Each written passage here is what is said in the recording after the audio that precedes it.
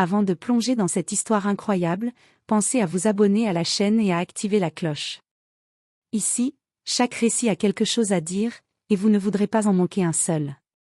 Dans une salle de concert somptueusement éclairée par des lustres en cristal, le public retenait son souffle. Les rangées de sièges en velours rouge étaient remplies de visages curieux et impatients, certains chuchotant, d'autres affichant un scepticisme à peine voilé. Au centre de la scène, un violon trônait sur un pupitre, semblant attendre que quelqu'un lui donne vie. Elle s'avança timidement, vêtue d'une robe sobre qui ne trahissait rien de sa personnalité, juste une présence discrète dans un univers qui ne lui était pas destiné. C'était une femme noire, dont le talent avait été ignoré ou méprisé toute sa vie. On l'avait presque forcée à se produire, comme un spectacle exotique à satisfaire la curiosité du public élitiste. Certains murmuraient des critiques avant même qu'elle n'ait touché l'instrument. Mais quand l'archet effleura les cordes et qu'une seule note pure résonna, quelque chose d'inattendu se produisit. Un silence absolu envahit la salle. Les conversations cessèrent, les regards sceptiques se figèrent, et même les plus sévères critiques furent suspendus dans un moment de beauté inouïe. Cette note, simple mais parfaite, portait toute la puissance de son âme, son histoire, ses luttes et sa dignité. Elle ne jouait pas seulement du violon, elle racontait sa vérité, et le monde entier, pour la première fois, fut obligé de l'écouter. C'était le début d'un voyage où le talent et le courage d'une femme noire allaient transformer le regard de tous ceux qui avaient douté d'elle. Le matin se levait sur la ville, éclaboussant les immeubles de lumière dorée. Dans un appartement modeste mais soigneusement tenu, Arielle Johnson, une femme noire de 29 ans, rangeait son violon dans son étui usé. Chaque mouvement était précis, presque rituel. Son regard, fixé sur l'instrument, était un mélange de détermination et de mélancolie. Depuis son enfance à Chicago, Arielle avait été fascinée par le violon. Elle avait appris à en jouer en autodidacte, puis sous la tutelle de quelques professeurs qui avaient vu en elle un talent rare. Mais dans un monde où les occasions étaient souvent réservées à d'autres, son don avait été ignoré ou minimisé. Les concours, les auditions, même les simples opportunités dans des orchestres prestigieux semblaient toujours lui échapper. Et chaque refus, chaque remarque condescendante sur sa couleur de peau ou son apparence modeste, s'accumulait comme un poids invisible sur ses épaules. Ce matin-là, Arielle reçut un appel inattendu. Une voix sévère mais distinguée se présenta. « Madame Johnson, nous avons une place pour vous dans le concert de ce soir. On attend de vous que vous vous produisiez. » Arielle sentit son cœur se serrer. Ce n'était pas une invitation ordinaire, mais plutôt une sorte d'exigence. On lui faisait comprendre qu'elle devait se produire, presque comme une curiosité, pour un public qui ne l'avait jamais reconnue. Mais malgré cette pression, une étincelle de défi s'alluma en elle. Elle repensa aux heures passées à répéter seule dans sa chambre, aux nuits où elle avait joué pour noyer ses doutes et sa colère. Son violon n'était pas seulement un instrument, c'était sa voix, sa revanche silencieuse. Et ce soir, elle allait le prouver. Alors qu'elle franchissait les rues animées de la ville pour rejoindre la salle de concert, Arielle sentait les regards, les jugements invisibles, le poids des attentes. Mais plus elle avançait, plus sa confiance grandissait. Car elle savait une chose que personne ne pouvait lui enlever, sa musique venait de son âme. Et parfois, une seule note pouvait suffire à faire taire le monde. La grande salle de concert brillait sous les lustres, chaque cristal reflétant les rayons de lumière comme une constellation terrestre. Les fauteuils en velours rouge semblaient imprégnés d'histoire, témoins silencieux des performances des plus grands musiciens. Mais ce soir, pour Arielle Johnson, cette salle était une arène. Elle entra par la coulisse, son violon serré contre elle comme un talisman. Les bruits des conversations, des pas et des froissements de papier s'estompaient peu à peu. Chaque murmure qu'elle entendait à travers les rideaux semblait lui rappeler qu'elle était différente, qu'elle n'était pas censée être ici. Dans le public, des visages la scrutaient avec scepticisme. Certains échangeaient des regards amusés, chuchotant entre eux. Elle est bien jeune pour un concert professionnel. On dirait qu'elle n'a jamais joué sur une vraie scène. Leurs paroles, bien que discrètes, étaient comme des aiguilles invisibles, piquant son assurance. Pourtant, Arielle ne montra rien. Elle posa son violon, ajusta son archet et inspira profondément. Chaque fibre de son corps était tendue, prête à transformer ses doutes en musique. Elle se souvenait des années de solitude, des heures à répéter dans sa chambre jusqu'au petit matin, des doigts écorchés sur les cordes, des larmes silencieuses de frustration et de persévérance. Tout cela allait converger dans ce moment unique. Les autres musiciens de l'orchestre la regardaient avec une curiosité mêlée de condescendance. Certains semblaient se demander pourquoi elle avait été choisie. Mais Ariel n'était pas là pour plaire. Elle était là pour exister, pour affirmer que son talent méritait d'être reconnu, indépendamment des préjugés. Alors que le chef d'orchestre leva la baguette pour signaler le début, un silence lourd tomba sur la salle. Les murmures s'éteignirent. Les projecteurs illuminèrent Ariel, révélant chaque détail de son visage concentré, chaque nervure de son archet. Le moment de vérité était arrivé. Une seule note allait décider si elle resterait dans l'ombre ou si elle s'élèverait au-dessus des jugements. Le chef d'orchestre baissa la baguette. Le silence dans la salle était total, presque palpable. Les murmures avaient disparu, remplacés par une attente lourde et tendue. Tous les regards étaient fixés sur Ariel Johnson, la jeune femme noire qui se tenait droite, le violon contre l'épaule, prête à livrer son âme. Elle inspira profondément, laissant ses émotions se mêler à ses souvenirs, les refus injustes, les moqueries silencieuses, les heures passées seule à perfectionner chaque note. Puis, doucement, elle posa l'archet sur les cordes. Le premier son s'éleva, clair et vibrant, comme si l'univers retenait son souffle avec elle. Une seule note, pure, parfaite, qui sembla traverser chaque recoin de la salle. Les chuchotements s'éteignirent, les visages sceptiques se figèrent. Même le chef d'orchestre, habitué à la maîtrise et au contrôle, fut surpris par la puissance de ce son. Cette note n'était pas seulement de la musique. C'était une déclaration, un témoignage, une preuve que la valeur d'une personne ne se mesure pas à son apparence, à son origine ou aux préjugés des autres. Chaque vibration portait sa dignité, sa force et son courage. Le public, d'abord sceptique, se tut. Les murmures de doute disparurent, remplacés par une fascination collective. Ariel sentit une vague d'énergie parcourir ses doigts, et sans réfléchir, elle laissa l'archet glisser sur les cordes pour enchaîner la mélodie. Chaque note suivante semblait raconter une histoire, son enfance, ses luttes, ses rêves, et sa résilience. Quand la dernière note mourut dans un souffle délicat, la salle resta silencieuse quelques secondes, comme si le temps lui-même hésitait à reprendre son cours. Puis, lentement, les applaudissements éclatèrent, timidement d'abord, puis avec une intensité croissante. Ariel baissa légèrement la tête, laissant son violon reposer contre elle, mais son regard ne quitta pas le public. Elle avait fait taire les jugements, transformé les préjugés en admiration, et prouvé que sa musique avait le pouvoir de toucher tous les cœurs, quelle que soit leur couleur ou leur arrogance. Ce soir-là, une jeune femme noire avait fait trembler le monde d'un seul son. Et rien ne serait plus jamais pareil. Les jours qui suivirent le concert furent un tourbillon pour Ariel Johnson. Les critiques musicales, d'abord sceptiques, ne pouvaient plus ignorer le phénomène. Des articles parlaient de « l'étoile inattendue » et de « la jeune violoniste qui fit taire une salle entière ». Les réseaux sociaux se remplirent de vidéos de sa performance, chaque note filmée étant partagée des milliers de fois. Pourtant, cette gloire soudaine apportait aussi son lot de défis.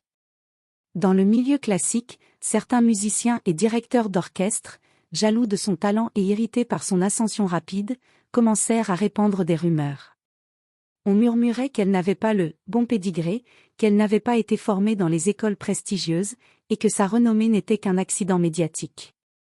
Ariel, consciente de ces attaques, se rappelait chaque instant de son passé, les portes closes, les auditions ratées à cause de son apparence, les jugements subtils mais persistants qui tentaient de la diminuer.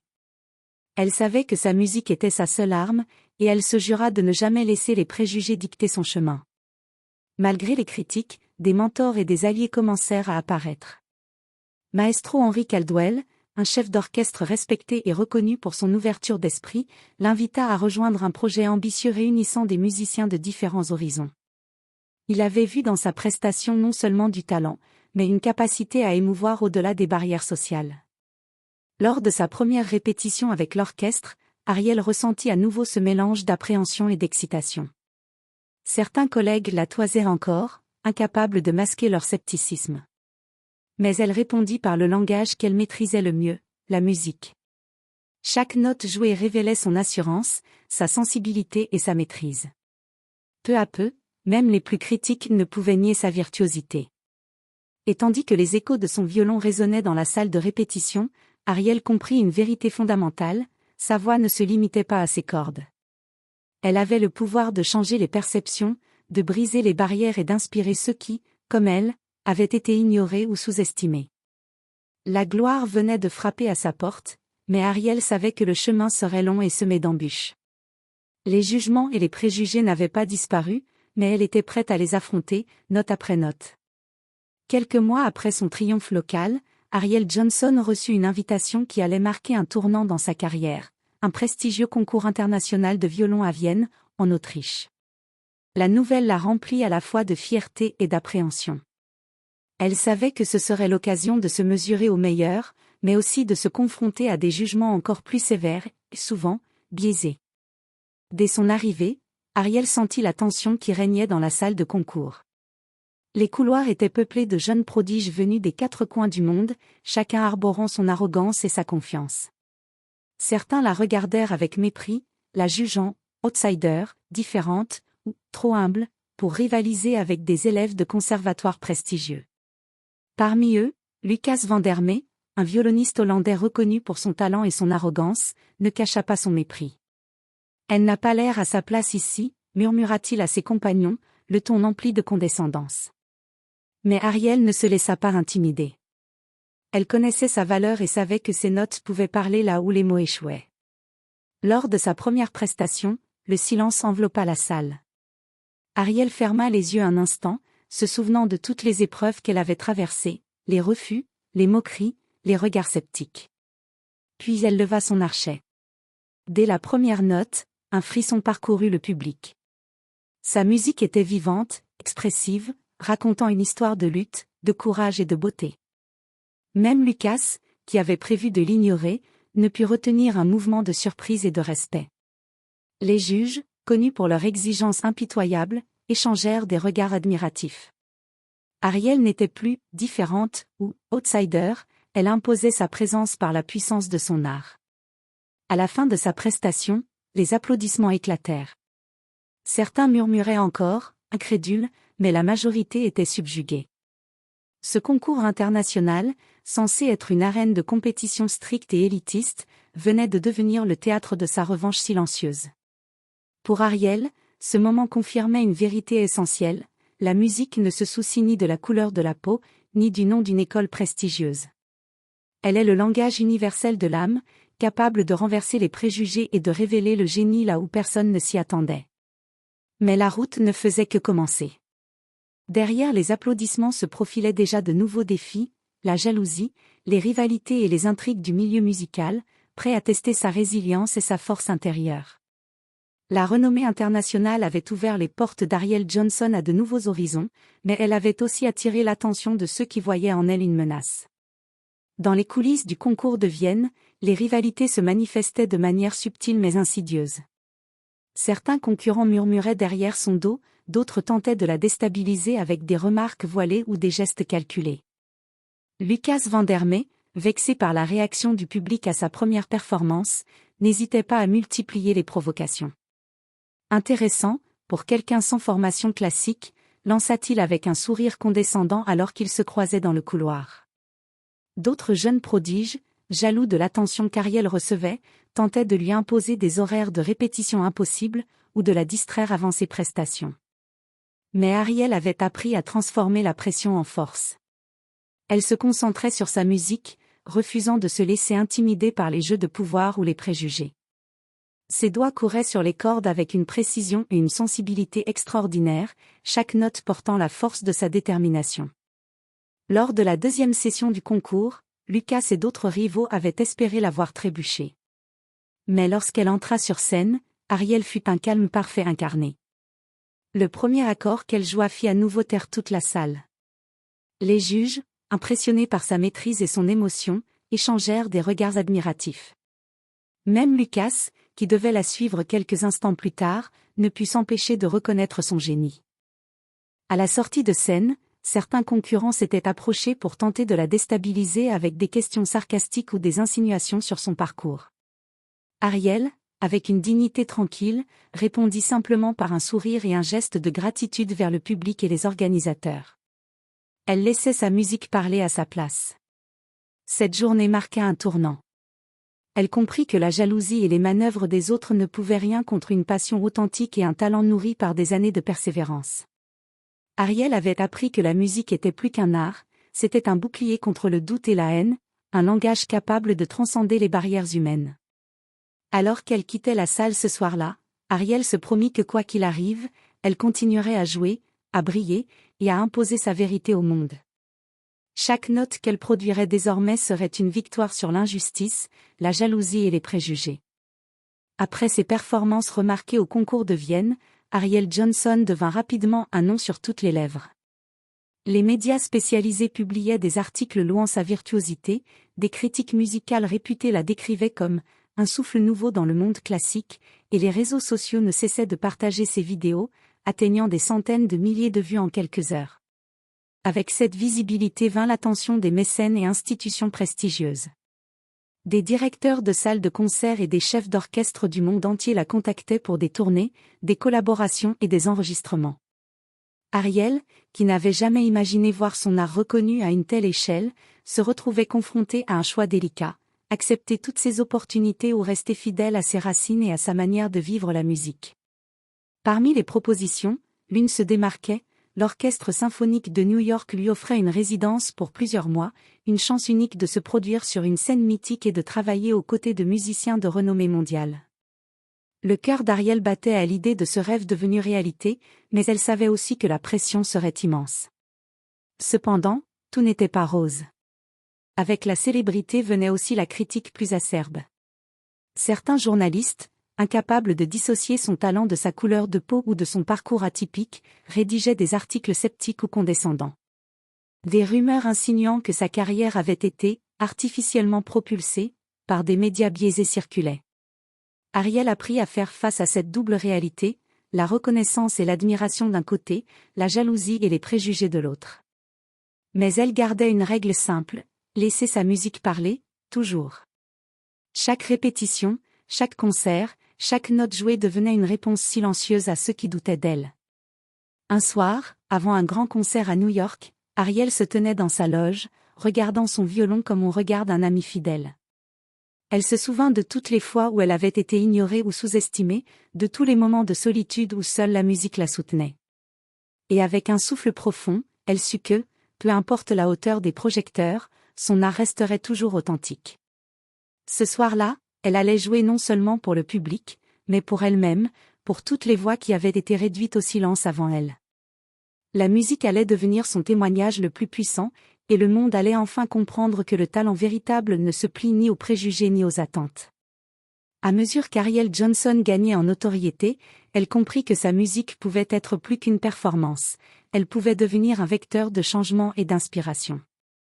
Des jeunes musiciens, souvent issus de milieux modestes ou confrontés à des préjugés, commençaient à la contacter, racontant comment sa réussite leur donnait le courage de poursuivre leurs rêves.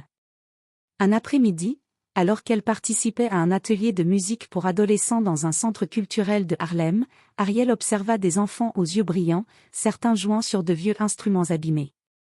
Elle se souvenait de ses propres débuts, de la frustration de ne pas être prise au sérieux à cause de son apparence et de son origine. Son cœur se serra, mais une détermination nouvelle naquit en elle, elle devait être un exemple, montrer que la persévérance et le talent peuvent triompher de tous les obstacles. Cependant, cette visibilité accrue attira également des critiques plus personnelles.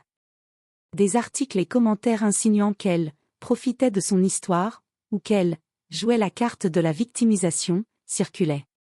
Certains anciens concurrents jaloux, frustrés par son succès, tentaient de ternir son image. Mais Ariel, forte de son expérience, apprit à filtrer le bruit, sa musique et sa mission parlaient pour elle. Lors d'un gala caritatif international, Ariel fut invitée à jouer devant des mécènes, des artistes célèbres et des journalistes. La salle, immense, semblait prête à être conquise par son talent. Quand l'archet toucha les cordes, chaque note semblait raconter une histoire de lutte, de résilience et d'espoir. Les spectateurs furent captivés, certains versèrent même des larmes. Ariel ne jouait pas seulement pour elle-même ou pour la gloire, mais pour chaque voix qui avait été ignorée ou sous-estimée. Ce fut également à cette période qu'elle reçut une offre inattendue, créer un programme pour jeunes talents défavorisés, afin de leur offrir un accès à l'instruction musicale et aux instruments qu'elle-même avait longtemps rêvé d'avoir. Ariel accepta avec enthousiasme, consciente que son succès n'était complet que s'il pouvait ouvrir la voie à d'autres. Ce chapitre de sa vie marquait un tournant. Ariel n'était plus seulement une violoniste talentueuse. Elle devenait un symbole de courage et d'espoir, prouvant que la musique pouvait briser les barrières sociales, inspirer les jeunes et transformer les perceptions. Sa voix à travers le violon résonnait désormais bien au-delà des scènes de concert, touchant les cœurs et éveillant des consciences. Quelques années après ses débuts fulgurants, Ariel Johnson était devenue un nom incontournable dans le monde de la musique classique. Pourtant, malgré sa notoriété et ses succès, certains anciens concurrents et critiques n'avaient jamais accepté son ascension. Ils cherchaient toujours à la déstabiliser ou à diminuer son talent. Lors d'un gala prestigieux à Londres, Ariel fut confrontée à Lucas van der Mee, son rival hollandais du concours de Vienne. Il avait gravi les échelons grâce à sa technique impeccable, mais restait obsédé par le fait qu'Ariel, qu'il considérait comme une « outsider », ait surpassé tant de musiciens formés dans les plus grands conservatoires. Alors qu'il se retrouvait dans les coulisses avant la prestation, Lucas tenta de la provoquer. « Vous êtes chanceuse, Johnson. Pas besoin d'un nom célèbre ni d'un pédigré pour que tout le monde vous acclame. » Ariel, calme et sûre d'elle, le regarda droit dans les yeux. « Ce n'est pas la chance qui décide, Lucas. C'est le travail, la passion et la vérité de la musique. » Sur scène, Ariel joua comme jamais auparavant. Chaque note racontait son parcours, chaque vibration montrait sa force et sa résilience. Le public, captivé, oublia les rivalités et les jugements. Lucas, en la suivant avec son propre archet, comprit qu'il ne s'agissait pas seulement de technique ou de prestige. Ariel avait quelque chose que personne ne pouvait lui voler, une authenticité et une profondeur qui touchaient les cœurs. À la fin du concert, les applaudissements furent assourdissants. Lucas, pour la première fois, inclina la tête devant elle avec respect. Les murmures de jalousie et les critiques malveillantes avaient été balayés par la musique. Ariel avait prouvé que le talent, nourri par la persévérance et la sincérité, pouvait triompher de tous les obstacles. Ce face-à-face marqua un tournant définitif. Ariel ne devait plus convaincre personne. Son art, sa voix et sa présence sur scène parlaient d'eux-mêmes. Elle était enfin reconnue non seulement pour son talent, mais pour sa force intérieure, sa dignité et son influence dans le monde musical. La victoire d'Ariel n'était pas seulement personnelle, elle représentait la reconnaissance de tous ceux qui, comme elle, avaient été ignorés, sous-estimés ou jugés à tort. Des années après ses débuts, Ariel Johnson se tenait sur la scène du Carnegie Hall à New York, l'une des salles les plus prestigieuses au monde. La lumière des projecteurs la baignait d'une clarté dorée tandis que le public retenait son souffle. Des visages connus et inconnus se mêlaient dans un silence solennel, attendant le moment où son archet effleurerait les cordes. Cette soirée n'était pas simplement un concert, c'était le symbole de son parcours, de toutes les batailles qu'elle avait menées, de tous les préjugés qu'elle avait affrontés et de tous les jeunes talents qu'elle avait inspirés. Le programme affichait ses œuvres les plus personnelles, chacune racontant une partie de sa vie, de ses épreuves et de sa résilience. Quand la première note s'éleva, le temps sembla suspendu. Le public fut captivé, transporté par l'émotion brute et la pureté du son. Chaque mouvement de l'archet, chaque vibration, portait avec elle toute l'histoire d'une femme noire qui avait été forcée de prouver sa valeur à un monde qui doutait d'elle. Après le concert, les applaudissements furent ininterrompus. Ariel s'inclina, les larmes aux yeux, consciente que cette reconnaissance n'était pas seulement pour elle, mais pour tous ceux qui avaient été ignorés, jugés ou sous-estimés.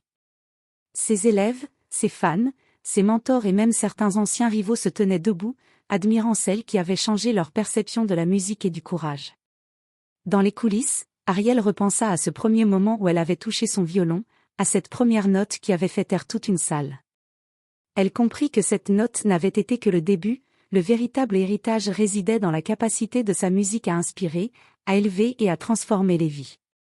Elle fonda ensuite une académie musicale destinée aux jeunes talents défavorisés, offrant à chacun les outils et le soutien nécessaires pour que leur voix, comme la sienne, puisse être entendue.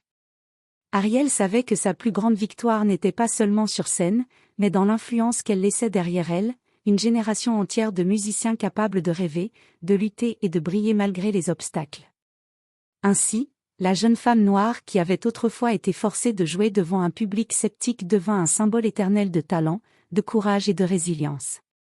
Sa musique résonnait au-delà des murs des salles de concert, dans les cœurs de ceux qui avaient enfin appris à écouter. Et dans chaque note qu'elle jouait, le monde entier entendait sa vérité, une vérité qui ne pouvait être ignorée. Quelques décennies plus tard, Ariel Johnson se tenait dans une salle de classe baignée de lumière naturelle. Les murs étaient décorés de photos de concerts, de notes manuscrites et de portraits de jeunes musiciens qu'elle avait formés. Les instruments, du violon au violoncelle, attendaient patiemment les doigts enthousiastes de leur futur virtuose. Autour d'elle, une nouvelle génération de jeunes talents jouait avec passion et discipline. Beaucoup venaient de milieux modestes, certains confrontés aux mêmes préjugés et obstacles qu'Ariel avait connus. Mais grâce à elle, ils avaient appris que leur voix, leur art, et leur détermination pouvaient surpasser n'importe quel jugement. Ariel observait attentivement, un léger sourire aux lèvres. Chaque note jouée par ses élèves lui rappelait ses débuts, la peur, le doute, mais aussi l'immense pouvoir d'une seule note pour captiver, émouvoir et imposer le respect. Elle savait que sa mission ne se limitait pas à la musique, elle avait créé un espace où chaque talent pouvait éclore, où chaque voix pouvait être entendue. Un jeune violoniste, hésitant au début, joua sa première note. Ariel retint son souffle. La pureté du son fit écho à ses souvenirs, à cette première note qui avait changé sa vie. Elle s'agenouilla légèrement, posant sa main sur l'épaule du garçon. N'aie jamais peur de faire entendre ta voix. Chaque note que tu joues est un pas vers ton propre héritage. Dans cette salle, le passé et le futur se rejoignaient. Ariel comprit que sa musique, sa persévérance et sa dignité avaient semé des graines qui fleuriraient pour des générations. Les applaudissements n'étaient plus seulement pour elle, mais pour tous ceux qu'elle avait inspirés et pour tous ceux qui continueraient à croire en leur talent, malgré les obstacles. Et alors que le son des violons remplissait la pièce, Ariel sourit, sachant que le cycle de courage et de beauté qu'elle avait commencé ne s'arrêterait jamais. Une seule note, jouée avec vérité, avait suffi autrefois à faire taire le monde. Aujourd'hui, des centaines de notes s'élevaient, portées par les mains et les cœurs d'une nouvelle génération, prête à changer le monde à leur tour.